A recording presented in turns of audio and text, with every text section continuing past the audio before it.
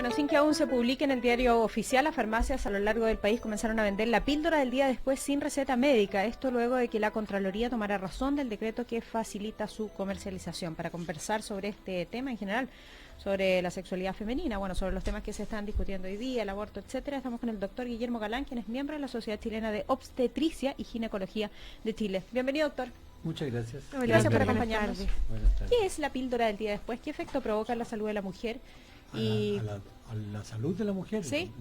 Nada. Ninguna. La salud de la mujer, no. Le hago la pregunta un poco más completa. ¿Qué es la píldora del día después? ¿Qué es lo que está tratando de conseguir? ¿En qué momento? Si es que interrumpe algo y si tiene efectos nocivos en la salud de la mujer. O sea, son como 5 preguntas, ¿no? Está perfecto, súper perfecto. La píldora del día después en realidad no, inicialmente no fue una píldora, fueron varias píldoras. Y esto se usa desde hace muchísimos años. Por allá por los años 70 ya se usaban anticonceptivos hormonales, porque es una píldora de hormonas que son las mismas hormonas que se usan en las píldoras anticonceptivas, que se usan tanto, y que se utilizan que conforman el único método anticonceptivo hormonal que puede ser usado después de una relación sexual no protegida. Entonces es un anticonceptivo, el único, que puede servir cuando ya la relación sexual se consumó. Los otros previenen, ¿cierto?, el embarazo en la medida que previenen la ovulación. Ahora, estos también funcionan si se dan muy pronto, muy luego después de una relación no protegida, también son capaces de evitar la ovulación cuando la ovulación no ha ocurrido. Perfecto. Entonces, la diferencia está en la cantidad.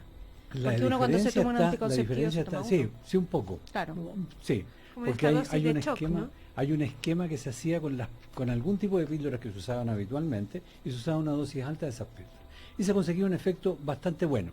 Pero esta píldora, la que se libera ahora para venta sin receta, es una sola de esas hormonas, en una dosis determinada que está estudiado, y que hay que usarla lo más pronto posible después de la relación no protegida, de tal manera de tratar de evitar que ocurra la ovulación. Y su mecanismo de acción es inhibir la ovulación. El principal mecanismo de acción. Hay otro mecanismo de acción que es un poco más tardío, porque altera la movilidad de los espermatozoides, pero fundamentalmente inhibe la ovulación. Ese es el objetivo. Por eso es un anovulatorio y no inhibe la anidación de un huevo fecundado. O sea que no produce aborto. Y eso hay que tenerlo súper claro. Porque hay grupos de personas que dicen que esto puede producir un aborto y hasta este minuto de la ciencia nadie lo ha demostrado. Solo para que no se nos quede pendiente una de las 5 preguntas. Respecto a los efectos en la salud de la mujer, se lo pregunto porque antes popularmente decía, tómate una caja de pastillas completa, con eso vas a estar perfecto. Y en el argumento contrario, mucha gente dice, eso te hace pésimo, hormonalmente hablando. Ese es uno de los regímenes, uno de los métodos de anticoncepción de emergencia que se usaron hasta que no aparece la píldora de emergencia y que podrían ser usados cuando se exigía la receta. Porque la receta producía una suerte de inequidad, ¿no es cierto? Había un grupo de personas que llamaban por teléfono y conseguían la receta de un médico, y hay otro grupo que tenía que pedir hora en el consultorio y esperar si había hora, y esto retardaba el uso de la anticoncepción de emergencia. Y esas personas podían usar una cantidad determinada, alta, de píldoras de algunos de los productos anticonceptivos que se usan habitualmente, y esas producían, pero no producían mucho daño, producían mucho efecto secundario. Una cosa de tipo técnico, el efecto secundario es que provoque vómitos, o que provoque náusea, o que provoque dolor de cabeza, o dolor mamario, pero que no provoca un daño, no es una complicación. Y esos efectos secundarios se conseguían cuando se usaban una gran cantidad de píldoras. Con esta píldora hay muchos menos efectos secundarios. Perfecto. Doctor, lo decíamos en la presentación, las farmacias ya están vendiendo sin receta esta píldora del día después, este anticonceptivo de emergencia, y de inmediato han salido voces que dicen precisamente cómo vamos a velar porque efectivamente se compre cuando sea una emergencia y que finalmente no termine convertido en un método de anticoncepción, no más. Porque es cierto, puede llegar cualquiera a comprarla porque no necesitamos receta, no se exige edad, no hay ningún requisito. ¿Le parece que es una duda razonable? ¿Le parece que no? No es una duda razonable. ¿Por Yo qué creo no? que porque la mujer, en Chile las mujeres saben bastante de anticoncepción. Y la mujer que va a preocuparse de tener una relación sexual no protegida son muy pocas. Esas son o porque tuvieron una emergencia anticonceptiva, la que necesita la píldora de anticoncepción de emergencia, o porque se rompió un condón, o porque se olvidó de tomar la píldora, o porque no observó bien un método de abstinencia periódica como un Billings, ¿no es cierto?, tuvo relación en un periodo fértil, esa mujer va a buscar la píldora de emergencia. Pero la mayoría de las otras mujeres no la van a buscar así a cada rato, por varias razones. Una de ellas porque si lo usa frecuentemente va a gastar más plata. Porque lo que están cobrando en este minuto las farmacias en Chile Sobre 15.000. Es el equivalente a las dosis más caras de píldoras anticonceptivas de marca, lo cual es un exceso. Hasta hace poco tiempo atrás no costaba eso, costaba menos. Eso por un lado, o sea, si la usan repetidamente van a tener que gastar mucho más plata que comprarse una caja de píldora que tienen que usar todos los días. Perfecto. No está exenta de efectos secundarios. Produce náusea en algún porcentaje de casos, produce un poco de dolor de cabeza, las cosas que mencionaban delante. Así que tampoco es gratuito tomar la píldora de emergencia. Y además es menos seguro. La anticoncepción hormonal, la píldora tradicional, bien tomada, es casi 100% segura. Casi nadie la toma bien, así que no es casi 100% segura. ¿Y la píldora del día después? Y la píldora del día después es efectiva en un 3 de cada 4, o sea, previene 3 de cada 4 embarazos. O sea, en el fondo es más o menos, sacándolo en cifras, en matemática, un 75% de seguridad. Perfecto. Doctor, se lo pregunto porque además esta venta de la píldora del día después sin receta se da en el contexto que estamos discutiendo el proyecto de despenalización del aborto en 3 causales y puntualmente en la que se ha vuelto más polémica, que es la de violación, se ha puesto como argumento que cómo se va a comprobar que efectivamente una mujer fue violada cuando requiera que se le practique un aborto por esta causa. Hay varias frases desafortunadas al respecto. Muchísimas han salido al respecto. El argumento es el mismo. No sé si es el mismo el argumento. Yo creo que ahí hay algunas cosas ahí que... En el fondo usted apela a creer en la mujer. De todas maneras hay que creerle en la mujer. O sea, Qué bueno que usted lo diga. ¿Cierto? Somos dos acá, ¿no? Somos varios. Sí. Pero hay que creerle a la mujer, evidentemente. Con respecto a la mujer que va a declarar que tuvo una violación, esa mujer lo va a pasar muy mal. Yendo a declarar y a decir, a mí me violaron, y tiene que contar cómo la violaron. O sea, yo creo que cualquier persona no va a llegar a inventar una violación. Además que yo creo que en un minuto dado, esa violación, porque hay dos aspectos en esto. Uno que son los incestos, las violaciones familiares reiteradas, que son de un gran porcentaje. Que es un gran porcentaje. Y el otro es la violación violenta. Por decir, alguien dijo por ahí que no había violaciones violentas, pero, pero la violación que ocurre en la calle en un minuto determinado, ¿cierto? Y esa mujer va a ir y va a denunciar esa violación y va a ir al Instituto Médico Legal y se va a someter a estudios y análisis por su violación, lo cual es muy traumático, pero esa mujer sí lo va a hacer y ahí tienen que darle la píldora inmediatamente. Es distinto al otro caso del incesto, que es un poco más complicado, y esa mujer, normalmente esas son niñas chicas que se van a demorar en acusar, por decirlo de alguna forma. Se demoran hasta en darse cuenta que entonces, están embarazadas. Entonces, y normalmente avisan cuando ya están embarazadas, y por eso el proyecto de ley decía, o lo que presentaron los proyectos de ley decía que había que esperar hasta las 18 semanas de tal manera interrumpir el embarazo, porque lo habitual es que esas chicas van a consultar cuando ya se nota su guatita, cuando está evidentemente embarazada. No tenga que hacer, pero quedó en 14 semanas. Quedó en 14 semanas, lo cual yo creo que no es tan malo, pero está bien. Doctor, hay mucha desinformación en esto, y no sé, son esos típicos temas en donde la pastilla es un símbolo de algo, ¿no? Una pastilla simbólica, que representa una discusión que a veces a ratos no tenemos. Pasa un poco con el aborto, con estas 3 causales que terminamos hablando del aborto, cuando no estamos hablando de estos 3 temas, que son 3 causales muy específicas, y terminamos hablando de eso. Y los grupos conservadores, muchos de ellos, lo que hacen es desinformar de alguna manera, diciendo, como lo dijeron en el divorcio también en algún momento, que prácticamente todos nos íbamos a separar y que iba a quedar, obviamente el infierno iba a llegar a nuestros días. Y hago la caricatura porque eso efectivamente es lo que pasó en esas discusiones. Pero cuando uno se enfrenta al grupo adolescente, ¿no? La iniciación de la vida sexual de muchas personas, hay un tema ahí, ¿no? Que cruza con políticas públicas, con el embarazo adolescente, con muchos temas que como que no conversamos.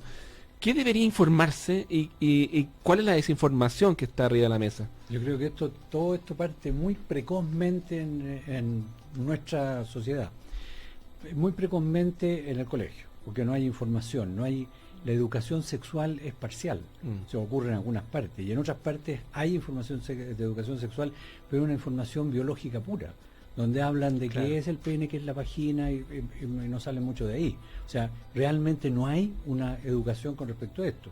Educación que uno entiende un poco que no haya, porque resulta que los maestros, los profesores, no han tenido una formación adecuada para entregar este tipo de educación. Y por otro lado, los padres tampoco tienen esa información. Entonces, Son tienen temas que el no se temor, tocan. claro, tienen el temor de que les abran los ojos a sus hijos, ¿cierto? Y le dicen, no, ¿por qué si es muy chico? O sea, no hay edad para esto. La información sobre educación sexual tiene que ser de muy inicial.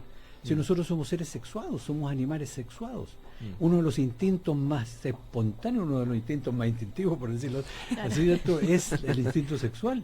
Entonces, la unión sexual es algo que es natural.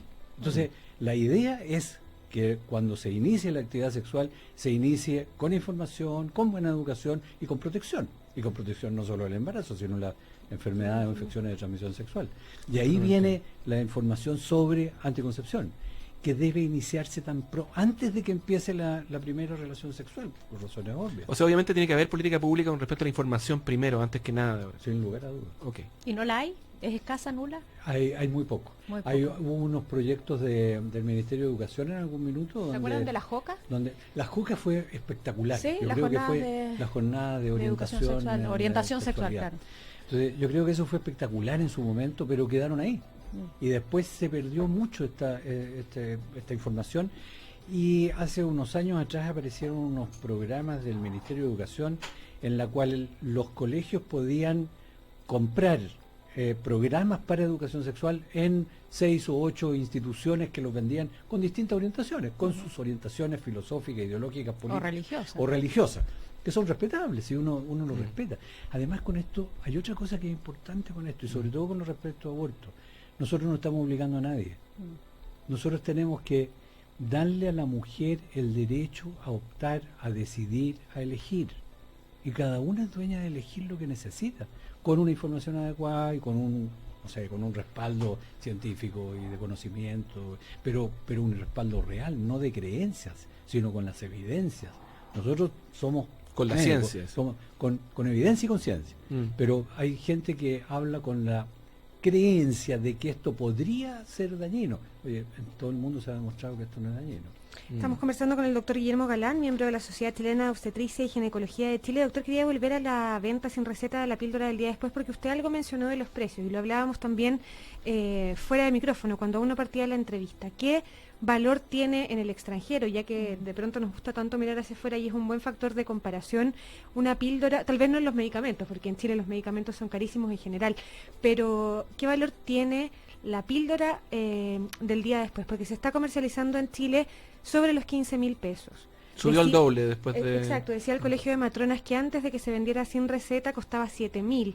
¿Cuál es el valor que debiera tener No haciendo sé. ese tipo de comparación? No sé, pero a mí se me ocurre, yo por algún recuerdo que tengo, yo creo que afuera no debiera costar más allá de $10 la dosis.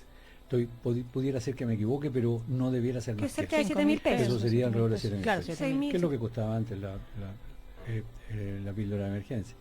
Y eso además porque la sustancia que tiene la píldora de emergencia es una hormona, una progestina, tiene un nombre largo.